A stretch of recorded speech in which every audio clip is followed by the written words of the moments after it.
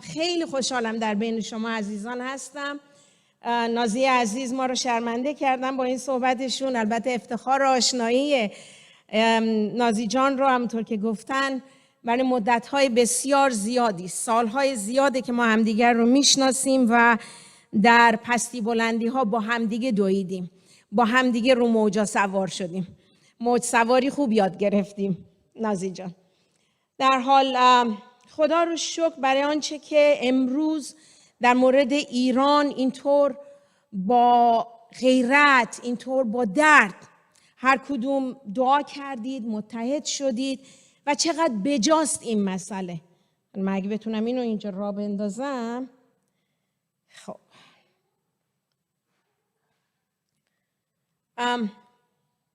میشه یه لطف کنید نقشه ایران رو بذارید.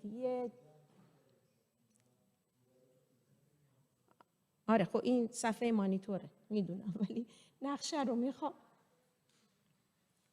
اوکی، خب خدا رو شکر.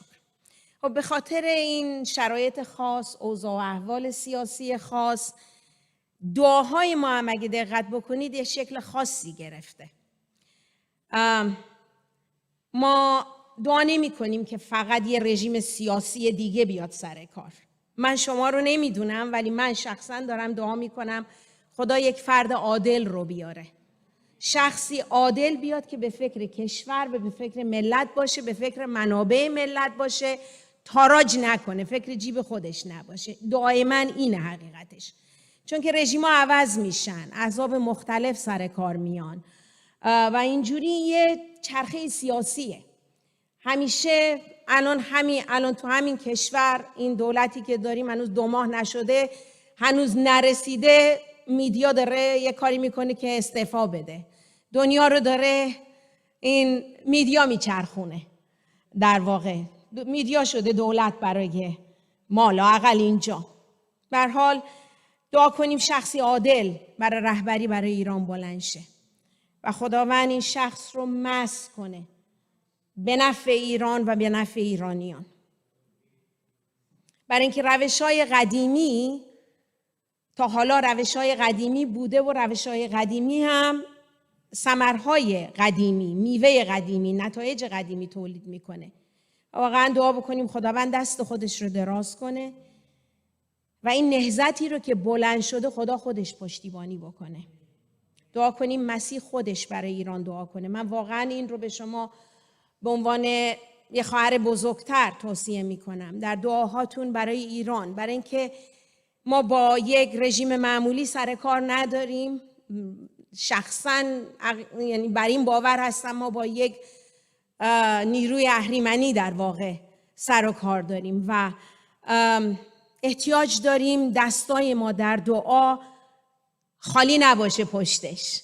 احتیاج داریم خداوند وارد دعای ما بشه، با ما دعا کنه. میگه روح القدس به ناله هایی که نمیشه بیان کرد از طریق ما با پدر صحبت میکنه. دعا کنیم پشتیبانی پدر، پسر، روح القدس در دعاهای ما باشه، برای اینکه احتیاج داریم دعاهامون فوکوس داشته باشه. همینجوری تو هوا نمیخوایم تیر بندازیم، میخوایم به هدف بزنیم و تنها جایی که میتونیم به هدف بزنیم اینه که پشتیبانی خدا در دعاهای ما باشه. برای زنان، مردان امروز دعا شد، برای جوانان ایران دعا شد، برای خانواده های داغدار. حقیقتاً چقدر ماها به عنوان پدر، مادر، برادر، خواهر صحنه هایی رو که میبینیم دلمون درد میگیره. چقدر احتیاج داریم برای ارتش ایران، برای پلیس ایران، برای آزادگانی که برای آزادی خواهی دارن جان برکف به قول معروف برای من و شما می جنگن. برای اینها باید دعا بکنیم. من عمدن گفتم نقشه ایران رو بذاریم. همیشه نقشه ایران به شکل گربه است، درسته؟ و توی دروس چیزم همیشه میگن شکل گربه است، ولی میدونید این روزا من چی دعا میکنم؟ میگم از این گربه صدای نره شیر بلند شه. شیر بلند شه که دشمن بلرزه، بترسه. غرش شیر، نره شیر از ایران برای دادخواهی و آزادی به گوش دشمن بلند بشه. یه آیه جالبی در اشعیا 10:22 هست که فکر میکنم به جا باشه این رو برای ایران اعلان کنیم. میگه هلاکتی که مقدر است به عدالت اجرا شود. هلاکتی که مقدر است به عدالت اجرا شود. و حقیقتا دعا کنیم که ای خداوند عدالت و تقدیری رو که منظور نظر تو هست در ایران به عمل بیاری، اجرا کنی. عزیزی امروز دعا که فکر کنم منصور جان بودن که گفتن ردای خاکستر رو، واقعا این دعا امروز بسیار مصداق داره که این ردای خاکستر 43 ساله رو خداوند اینو از ایران، از نقشه ایران کامل برداره و به لباس شادمانی، به ردای شادمانی، به تاج شادمانی، تاج عدالت ملبس بکنه. بی‌عدالتی رو از ایران زمین برداره و ردای آزادی و شادمانی رو واقعا بپوشونه به ایران. ایران ما امروز امید احتیاج داره. امید خدای زنده. امید زنده، نه امیدی، نه هر امیدی. امید رو برای ایران جاری بکنیم، اعلام بکنیم. واقعا امید برای ایرانی آزاد. و من خوشحالم امروز در بین کسانی هستم که هم فکر با هم دیگه با یک هدف داریم به جلو، به قول معروف دعا میکنیم و تیر میندازیم. امروز چیزی که مدت هاست تو فکرم هست میخوام با شما در میون بذارم. لااقل 2-3 هفته اخیر به جرئت میتونم بگم هر روزی چند بار این مسئله جلوی فکرم هست و با همدیگه میخوایم این رو بررسی بکنیم. مسئله زمان، فکرم با مسئله زمان مشغوله. وقتی در مورد زمان میگم منظورم ساعت و اینجور چیزا نیست، توضیح خواهم داد. این مسئله زمان یک کلمه‌ای ما داریم در کتاب استر، کلمه که چه عرض کنم، جمله‌ای هستش که مردخای به استر میگه و در اونجا باب 4 آیه 14 اونجا میگه چنین وقت. این کلمه چنین وقت یک کلمه کلیدی هست در این آیه که همطور که گفتم فکرم و این مسئله چنین وقت مشغول کرده. چند وقت پیش اون اوایل کرونا که بود دعا می کردم و در دعا اون روز خاص حس کردم یه خبری تو آسمان شد. نمیدونم اینطور حس کردم که حتی اینو به فریدون گفتم احساس میکنم انگاری یه مانعی، یه چیزی بوده در آسمان، حس میکنم این مانع برداشته شد، یه خبری شد. یعنی واقعا مثل یه زلزله احساس کردم در آسمان یه زلزله‌ای اتفاق افتاده و در عالم نادیده اون چیزی که نمیدیدم ولی کامل میتونستم احساس کنم یه چیزای جدید داره اتفاق میفته. اون اول حقیقتش نمیدونستم چیه، ولی الان که دقت میکنم بعد از این همه مدت نگاه میکنم، اون 3-4 ماه اول سال 2020 بود این حس رو کردم، ولی الان دارم میفهمم که چه اتفاقاتی داره دونه دونه پشت سر هم اتفاق میفته. میدونید که تو زلزله لایه های زمین جابجا میشه و بعدش اون لایه ها در جایی که به اصطلاح جابجا شد همونجا میمونه، به حالت اولش بر نمیگرده دیگه. وقتی اتفاق افتاد مثل اول نمیشه و واقعا همونطور که گفتم احساس کردم تو آسمان یه زلزله شد، انگاری لایه های آسمان جابجا شد و در این راستای همه مدت من دعا میکردم حقیقتش تا این 2-3 هفته پیش که با این مسئله چنین وقت منو مشغول کرده خداوند. واقعیت امر اینه که ما وارد یک عصر جدید شدیم. وقتی میگم عصر منظورم تاریخ مثلا 2023 بعدن 24 بعدن چیز نه، یک عصر یک دوره است، شامل سالهای زیادی میتونه بشه، میتونه کوتاه باشه میتونه بلند باشه، ولی فقط محدود به روز و ماه و سال نیست، بلکه یک مجموعه ای از زمان هستش. احساس کردم که خیلی چیزها در تغییر و تبدیل و به جرئت میتونیم ببینیم که همچین چیزی هست. خب اون ابتدا گفتم کرونا، در مورد کووید، و دیدیم که چه اغتشاشی به دنیا آورد و چطور اتفاق افتاد که تمام کشورهای دنیا رو تحت تاثیر قرار داد، علیرغم مسائل جغرافیایی، علیرغم فصول سال، سنین مختلف، به هر حال این موند و مونده. یه چیزی رو آورد که تا حالا دنیا نداشت این رو. بعد اون ما قیام نژادی رو داشتیم که چقدر در مسئله تساوی نژادی، مسئله برداشتن تبعیض نژاد و چه خبرها شد، خودتون شاهد هستید در این مورد. و بعداً وضعیت جنگ روسیه، البته این وسایل خیلی چیزهای دیگه اتفاق افتاد، یه سری ریاست‌های رؤسای جمهوری خاصی اومدن، یکی اومد یکی رفت، خلاصه خیلی چیزا. ولی جنگ روسیه و اوکراین اتفاق افتاد و در دنبالش گرونی که هممون نیش گرونی به جونمون به قول معروف وارد شده، وضعیت نابسامان سیاسی اقتصادی دنیا تو همین کشور، مرگ ملکه خودش این کشور رو وارد یک عصر جدیدی کرد، عصری که تا 70 سال این یه چیزی بود که ملکه بود سر کشور، ولی الان واقعا برای لااقل 3 نسل بعدی میدونیم که به این شکل خواهد بود. وارد یک عصر جدیدی از نظر به اصطلاح پادشاهی در این کشور ما وارد یک عصر جدیدی شدیم و جدیداً هم اعتراضات مردمی ایران که البته تازگی نداره، بارها در ایران همچین تظاهراتی شده ولی هیچ کدوم این شکلی نبوده، این شکلی پایه های حکومت نلرزیده و میبینیم به چه وسعت و شدتی داره ادامه پیدا میکنه. گرچه دور و بر ما صداهای خلاف هست، صداهای حتی خلاف خدا. امروز فکر کنم تالی جان میخوندن که هر فکری رو به اطاعت مسیح میاریم. صداها زیاده، صداهای زیادی شنیده میشه که گاهی وقتا تو زندگی ما بلندتر از صدای خدا میشه. ولی دقت بکنید میبینید گله و شکایت زیاده. از نظر اقتصادی ترس خاصی اومده این وسط. حالا میدیا هم که گفتم آتیش این ترس داره هی شعله ورتر میکنه، بیشتر داره میترسونه مردم رو، یه جورایی تمام مدت ترس داره تزریق میکنه به جامعه و خلاصه خبرهای ناامیدی و نگرانی و با اینجا چیزا ما احاطه شدیم که میتونه توجه ما رو حتی منحرف بکنه، که حقیقتا هم یه همچین پتانسیلی داره که این صداها توجه ما رو، فوکوس ما رو از دعا و از آنچه که داره اتفاق میفته دور و بر ما، توجه ما رو منحرف بکنه. خب من توی این همه چیزا یک عادتی دارم که فکر میکنم عادت خوبیه و اینه وقتی که مسائل یه خورده بغرنج میشه من همیشه یه سوال از خدا میکنم و اونم میگم خداوند تو کجایی؟ توی این شرایط، توی این موقعیت تو کجا هستی و چه برنامه‌ای داری برای این مسئله؟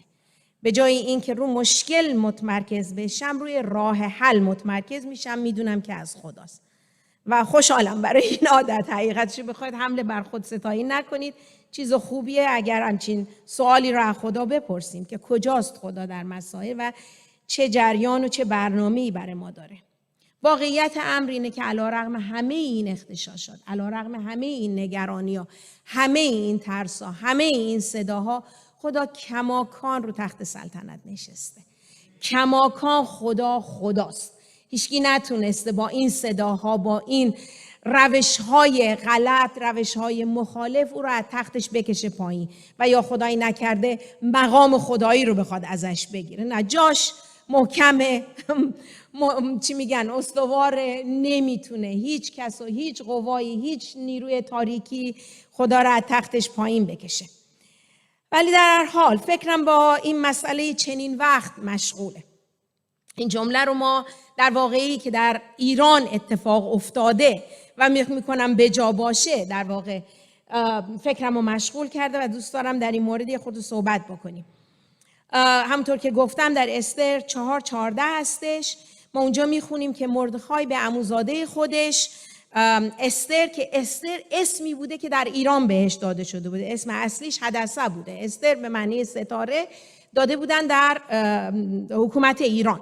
به هر حال حالا این جمله را مردخای در مقابل وضعیت بحرانی اون زمان برمیگرده این پیام رو میفرسته برای استر، میگه کیست که بداند به جهت چنین وقت به سلطنت نرسیده ای. این جمله رو زمانی میگه مردخای که استر در دربار ملکه هست. استر در یک شرایط بحرانی و حساس قرار داره این دختر در امپراتوری پارس، در امپراتوری فارس هستش و ملکه است، در مقام ملکه و هویت خودش هم به عنوان یک دختر یهود عنوان نکرده، برملا نکرده. پس کماکان این قضیه راز مگو میگیم، یه همچین چیزیه براش. به هر حال میدونیم که اگر کتاب استر رو بخونید میدونید در یک مقطعی پادشاه اون زمان که تاریخ میگه بردیا بوده،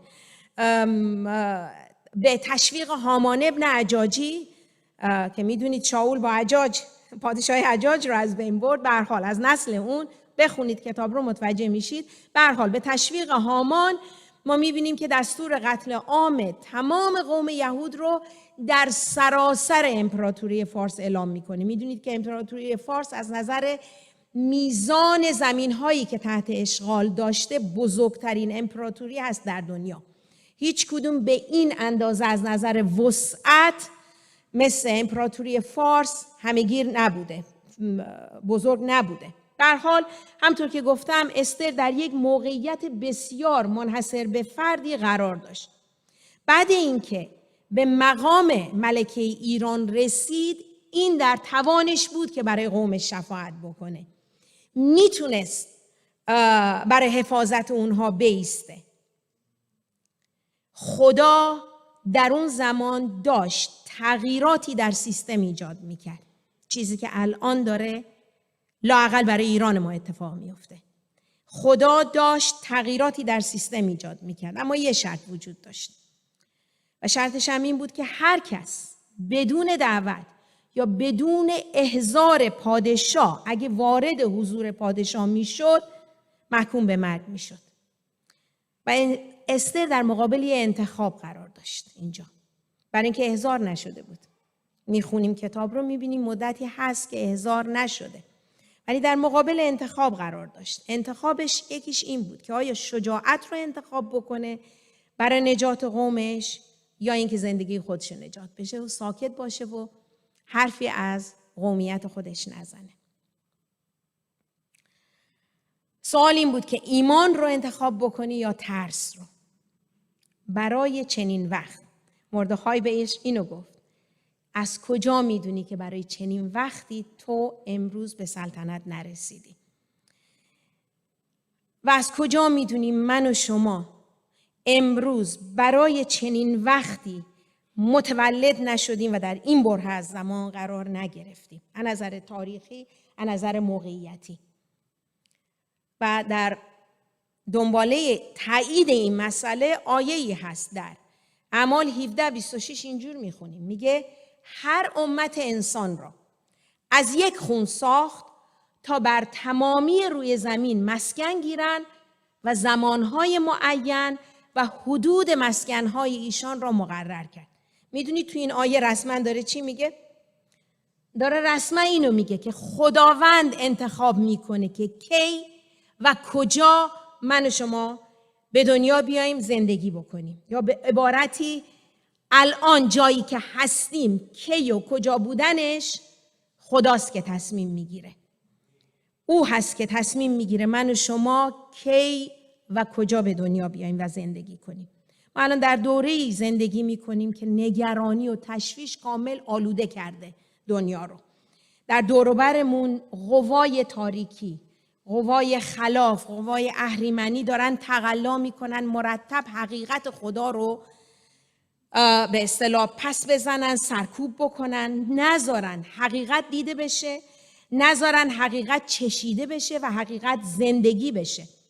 امروز هم من و شما مثل استر در مقابل انتخاب قرار داریم که در مورد ایمان ما سازش بکنیم تا زندگی راحتی داشته باشیم یا اینکه به کلام حقیقت خدا بچسبیم. ما حقیقتاً خوانده شدیم که نمایندگان او بر زمین باشیم و امروز من و شما انتخاب شدیم در این بره از زمان در هر جایی که هستیم برای او زندگی بکنیم و پیام انجیل رو به کسانی که گم شدن در جستجوی امید هستن برسونیم. استر وفاداری رو انتخاب کرد و این وفاداری استر قوم خدا رو در اسارت نجات داد. اینها به عنوان اسرا به ایران برده شدن از بابل. اینها در واقع درجه 1 نبودن، شهروند درجه 1. اینها اسرای تبعیدی بودن و میبینیم که استر که خودش در واقع یک اسیر تبعیدیه، ملکه ایران شده و ببینید چقدر خدا ایران رو دوست داشته. در اون شرایط کیو به عنوان ملکه گذاشته اونجا. به هر حال کاری نداریم. استر وفاداری رو انتخاب کرد و وفاداری استر قوم خدا رو نجات داد. سوال امروز برای من و شما اینه عزیزان، اگر من و شما امروز نیستیم چه خواهد شد؟ امروز من و شما در مقطعی که قرار داریم برای هدفی که خدا من و شما رو بر روی این زمین تو این ساعت گذاشته، ما چه عکس‌العملی نشون میدیم؟ با مسئله زمان، با موقعیتی که درش هستیم چجوری برخورد میکنیم؟ در اول تواریخ 12:32 اینطور میخونیم در مورد پسران یساکار. میگه پسران یساکار علائم زمان رو میشناختن، میدونستن. ببینید آیه اینطور میگه و از بنی یساکار کسانی که از زمانها مخبر شده میفهمیدن که اسرائیلیان چه باید بکنن. اینها از زمانها مخبر میشدن، یعنی خبردار میشدن، زمانها رو درک میکردن، زمانها رو تشخیص میدادن، میفهمیدن، تجزیه تحلیل میکردن و بر اساس اون جهت میدادن زندگیشونو و به اسرائیل میگفتن که قدم بعدی چه باید باشه. ببینید چقدر مهم بود. این متن چی میگه؟ برای من و شما چه پیامی داره؟ آیا واقعا این متن برای این روزهای ما مصداق داره؟ من میگم آره داره. ببینید یساکار پسر نهم یعقوب بود و پسر پنجم از لیه. حالا بخونید اینو در پیدایش 30 متوجه میشید. ولی توی 39 پیدایش 39 وقتی که یعقوب میخواد پسراشو برکت بده، یک کلمه جالبی در مورد، یعنی یک عنوان جالبی به یساکار میده. معنی خود اسم یساکار یعنی مرد قرضی، مرد اجاره‌ای، که اینم جریانی داره چون سر قضیه یعقوب میدونید 2 تا زن داشت، لیا و راهیل، و نوبتی گویا با زناش میخوابیده. به هر حال برای اینکه راهیل پسر لیا همین یساکار مهر گیاه، یه خرافات، یه چیزی پیدا کرده و ریشه یه درختی که در اون زمان میگفتن که این خوشیومنه، نمیدونم بچه دار میشن و عشق شوهر به زن زیاد میشه و خلاصه اینا. راهیل خواهرش این گیاهو میخواد، این ریشه رو میخواد، ولی یه معامله میکنن اینا با هم دیگه. اون شبی که نوبت راهیل بود اون شب رو میده به لیا، اما عوضش اون ریشه رو ازش میگیره. یه خرافات، کاری نداریم. و در هر حال اون شب لیا یساکار رو حامله میشه و اسمشو میذاره یساکار، برای اینکه گفتم قرضی بوده، اون شب رو قرض گرفته بوده، کرایه کرده بوده خواهرش در واقع. و جالبه که در 49 پیدایش 49 وقتی یعقوب داره پسراشو برکت میده، در مورد یساکار میگه آن حمار قوی. حمار یعنی خر قوی.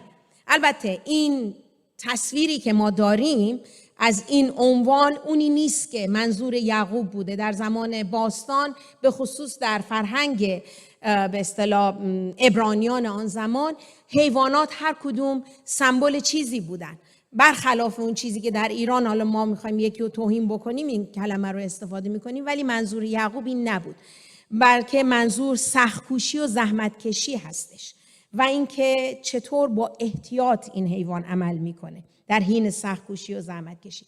به هر حال این متنی که در اول تواریخ براتون خوندم در زمان داوود هستش، نه در زمان یعقوب. اینها نسل یساکار هستن، نسل اندر نسل. حالا در زمانی ما این آیه رو میخونیم میگیم که اینها از زمانها مخبر بودن، اینها میشناختن، میدونستن، تشخیص میدادن که زمان چه زمانیه، بر اساس اون تصمیم میگرفتن. این در دوره داوود داره اتفاق میفته. اینها مربوط به زمان داووده و نسل یساکار هستن، پسران یساکار هستن و این افراد به شکل خاصی علائم زمان رو میدونستن. حالا 2 حالت داره، یا خیلی در رابطه با خدا پیش رفته بودن که میتونستن کامل بدونن که خدا مرحله بعدی چه خواهد کرد، یا اینکه در اون زمان انتقال قدرت از شاول به داوود بوده و شاول داشته یواش یواش کم میشد عزتش و عزت داوود در افزایش بود. شاید از این علائم میفهمیدن که قدم بعدی چه خواهد بود، نمیدونم، ولی در هر حال اینو میدونیم که شاول به دنبال قتل داوود بود و قوم کم کم شاول رو دارن ترک میکنن و به طرف داوود روی میارن. حتی قبیله خود شاول که بنیامین باشه میبینیم به سوی داوود میان. اگه پسران یساکار از علائم زمان آگاه بودن، عجب نیست که جز اولین کسایی بودن که به داوود پیوستن. ما اینطور میخونیم که اینا همش 200 نفرشون از پسران یساکار به داوود میپیونده. وقتی شما در اون باب تعداد رو میخونید همشون بالای هزارها هستن. 10,000، 12,000، 1000 خورده، 5,000 تا، اینقدر هیچ کدوم 200 نیستن. فقط پسران یساکار میگه در هبرون که به داوود منتقل شدن 200 نفر از اینها منتقل به داوود ملحق شدن. خدا شاول رو رد کرده بود و پایان سلطنتش هر لحظه داشت فرا میرسید. عزیزان، خدا داشت تغییراتی در سیستم پادشاهی اون زمان ایجاد میکرد. خدا داشت تغییراتی در سیستم ایجاد میکرد. ما توی این متن میبینیم که پسران یساکار از نظر تعداد همچین قابل ملاحظه نیستن در مقایسه با بقیه اسباط اسرائیل، ولی چرا اینها نوشته شدن و اینطوری در مورد اینها نوشته شد؟ شاید یه جواب این باشه که به خاطر اینکه خدا همیشه چشش روی کمترین، روی کوچکترین، حقیرترین، پایینترین، ضعیفترین و اینا باشه. ممکنه و این حقیقت داره، ممکنه این باشه دلیل. شاید هم به خاطر اینه که اینها نسبت به آنچه که دور و برشون داشت اتفاق می افتاد آگاهی داشتن. همینجوری رد نمی شدن، با دقت به علائم نگاه می کردن، چیزی که من و شما امروز احتیاج داریم. وقتی میگیم با آگاهی و دقت نگاه می کردن، این یعنی چی؟ 2 مسئله است اینجا. وقتی میگیم با آگاهی و دقت نسبت به مسائل نگاه بکنیم، یعنی اینکه ما باید نسبت به زمانهای خدا با آگاهی و هوشیاری زندگی بکنیم. چرا میگم زمانهای خدا؟ ببینید 2 زمان داریم ما در زبان شناسی. یه زمانیه که امروز یک شنبه است، فردا دوشنبه میاد، 3 شنبه، 4 شنبه، همینطور. تاریخ از 14 به 15 16 یک نظمی هستش که روز بعد از روز همینجور میاد، ماه بعد ماه، سال بعد سال. اینو بهش میگن تو کرونو. از نظر زمان بهش میگن کرونو، تاریخ. چطور یه روز بعد دیگری میره، یعنی وقایع به ترتیب هم دنبال هم میاد، یک نظمی هست اونجا. ولی یک زمان دیگر رو کتاب مقدس ازش صحبت میکنه، اونم اسمش از کایروس. این میدونید که البته به یونانی اینها کایروس، کرونو گفتم چی هست؟ کایروس زمانبندی خداست. وقتی که میگه اینها نسبت به وقایع، به زمانهای خودشون اطلاع داشتن و دقت میکردن، میدونستن، دنبال کایروس بودن، اون زمانبندی خدا. منظور چیه؟ یعنی زمان خاص خدا. من و شما امروز در اون کایروس داریم زندگی میکنیم، در زمانبندی خدا. در این مقطع کایروس اون زمان و برنامه خاص خداست برای فرزندانش و قوم خودش و فقط خدا میتونه اونو در زمانبندی خودش انجام بده. کایروس در دستای خداست. این کایروس یه زمانیه که خدا توسط روح القدس برای زمانی خاص، مکانی خاص، مردمی خاص و شرایطی خاص طراحی میکنه. جالبه نه؟ برای شرایطی خاص طراحی میکنه و این زمانبندی اصلا هیچ ربطی به زمانبندی ما یا رسم و رسومات مذهبی، نمیدونم اقتصادی، اجتماعی، هیچ ربطی به این چیزا نداره. کامل در اختیار خداست. گفتم 2 چیز هست در مورد کایروس. نه تنها ما با هوشیاری نسبت به زمان باید زندگی بکنیم، بلکه با آمادگی برای اینها. باید آماده برای زمانهای خدا زندگی کنیم. هوشیار و آگاه و آماده. باید یاد بگیریم زمانهای خدا رو راه بریم، تشخیص بدیم، زندگیمون رو بر اساس اون جهت بدیم. ببینید یک کشاورز از فصول سال علائم فصول سال رو میدونه و مطابق اون دانشی که از فصول سال داره برنامه ریزی میکنه. یک کشاورز برای زمستون و پاییز و نمیدونم بهار و تابستون فقط یه برنامه نداره، برای هر کدوم برنامه ها مطابق همون فصل داره. هر فصلی کار خودش، برنامه خاص خودش رو داره. آمادگی برای هر فصلی لازمه. امروز من و شما که الان خدا اجازه داده در این مقطع زندگی بکنی، چه آمادگی برای خودمون دیدیم؟ چی کار کردیم آماده باشیم اگر اون لحظه کایروس خدا رو گرفتیم؟ عکس العمل من و شما چه خواهد بود؟ با چه مسئولیتی نسبت به این زمانبندی خدا ما برخورد میکنیم؟ در افسوسیان 5:16 اینطور میخونیم، میگه وقت را دریابید زیرا این روزها شریر است. هممون در این مورد اتفاق نظر داریم که روزها شریره، حقیقتا شریره. یه روزهای خاصی رو در تاریخ دنیا داریم میگذرونیم، فقط ایران ما نیست، همه جاست، ولی الان توجه ما روی ایرانه برای اینکه شدت در اونجاست. در حال شاهد این مسئله هستیم که دنیا در یک شرایط خاصی قرار داره. اخبارها همه چی رو با جزئیات همه چیز رو دارن میگن. خلاصه خیلی شرایط خاصیه.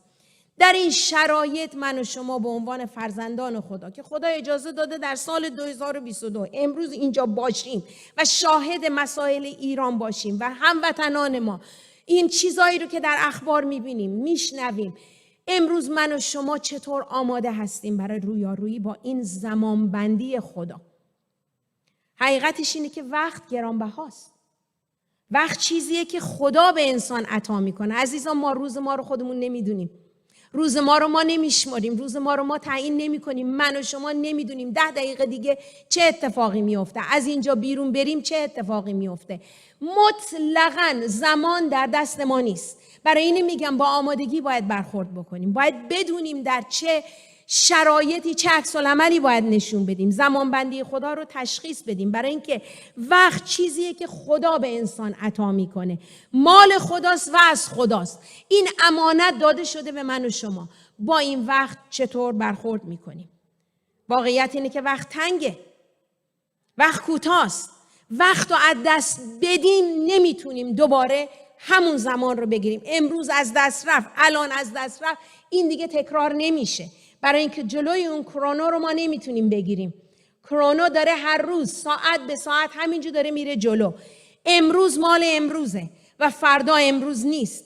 پس وقت تنگه، وقت کوتاست و حقیقتش هم خیلی به سرعت میگذره.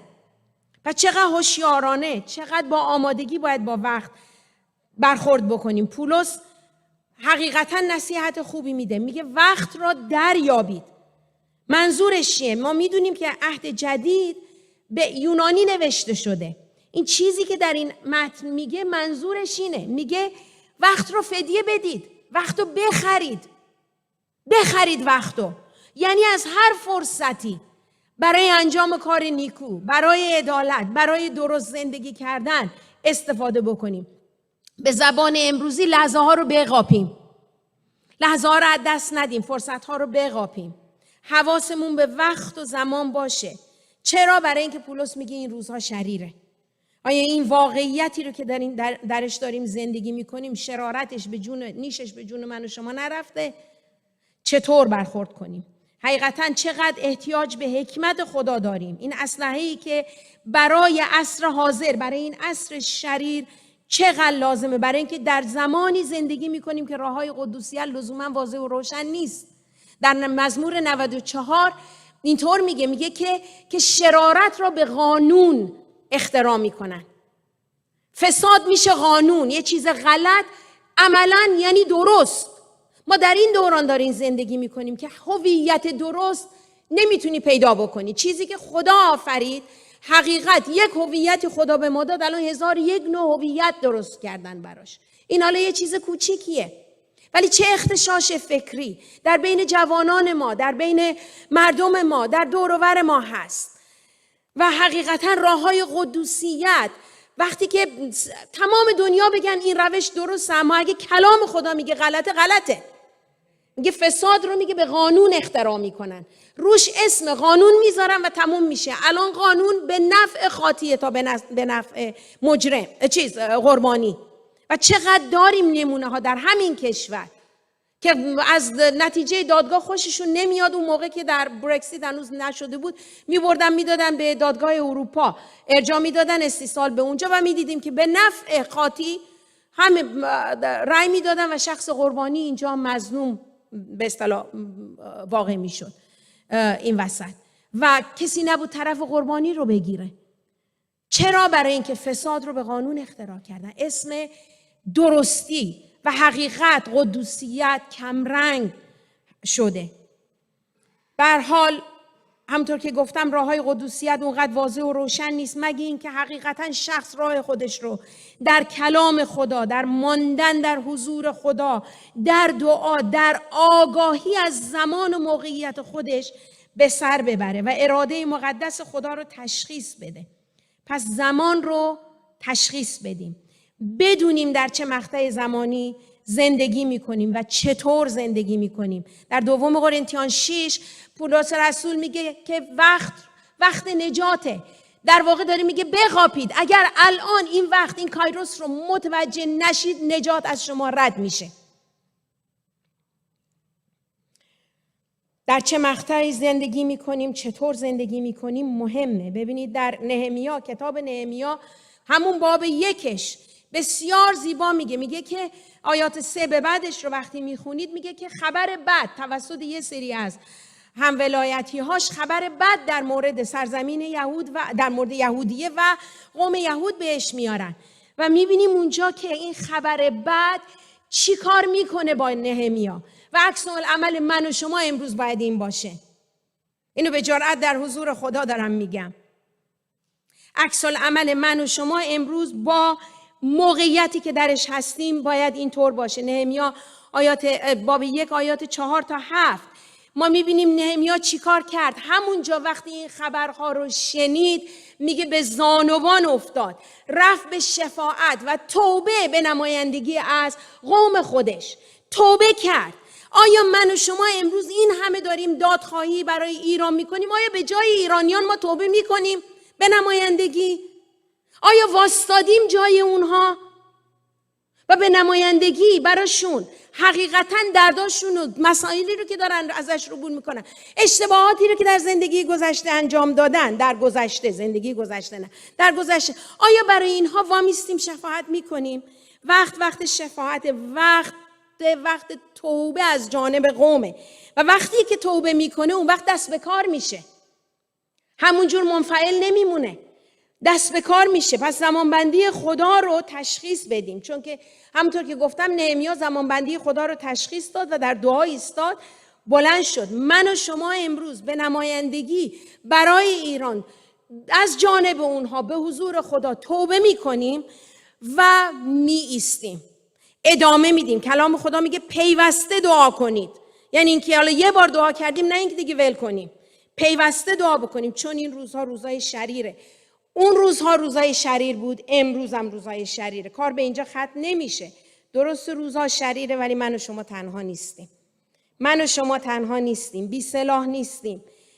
زمان اون کایروس، اون زمانبندی خدا رو تشخیص بدیم، با مسئولیت نسبت به زمان برخورد بکنیم. ببینید رومیان 13:11 چی میگه؟ میگه و خصوصا وقت را میدانید که الحال ساعت رسیده است که ما را باید از خواب بیدار شویم، زیرا که الان نجات ما نزدیکتر است از آن وقتی که ایمان آوردیم. و ادامه میده میگه اعمال تاریکی را بیرون کرده، اسلحه نور را بپوشیم و با شایستگی رفتار کنیم. تا آخرش هم میگه که مسیح خداوند رو بپوشید. مسیح خداوند رو بپوشید. اگر میخوایم حقیقتاً در مورد ایران پیروزی ایران رو هر چه زودتر ببینیم، من و شما در دعا لباسی رو باید بپوشیم، لباسی که حقیقتاً بتونه حضور خدا رو بیاره پایین، در جایی قرار بگیریم که قوه خدا به اضافه قوه ما برای ایران بایستیم و پیروزی و نجات نزدیک بشه. با این مسئله میخوام این چیز رو ببندم. البته برای نازی جان اینو قبلا تعریف کردم. من پارسال یک رویایی دیدم در حین دعا. یه رویایی دیدم، یه بطری رو دیدم که روی شنه. داشتم اتفاقا برای وضعیت دنیا دعا میکردم. مسئله کرونا بود و یه خورده اغتشاشات چیز. من برای این مسئله داشتم دعا میکردم، ولی چیزی در این مسئله برای من باز شد که از اون روز دارم یعنی در این راستا دعا میکنم و تقریبا هر جا هم صحبت میکنم این رو میگم. این احساس میکنم که واقعا ارجحیت زمان این هست الان. اینطور در رویا دیدم که یه بطری، فرم بطری رو میدونید چجوری، اینطوری فرو به شکل افقی فرو شده بوده توی شنهای ساحل.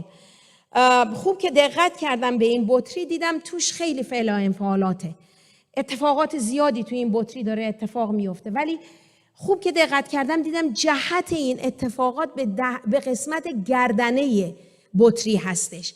جهت همه چی این شکلی داره میره. فرم بطری میدونید چه مدلیه، همه به طرف گردنه، به طرف اون تنگه داره میره. و اونجا خداوند این آیه رو برای من داد که در فکر کنم یعقوب 2:13 هستش، میگه که رحمت بر داوری پیروزه. منظور چیه؟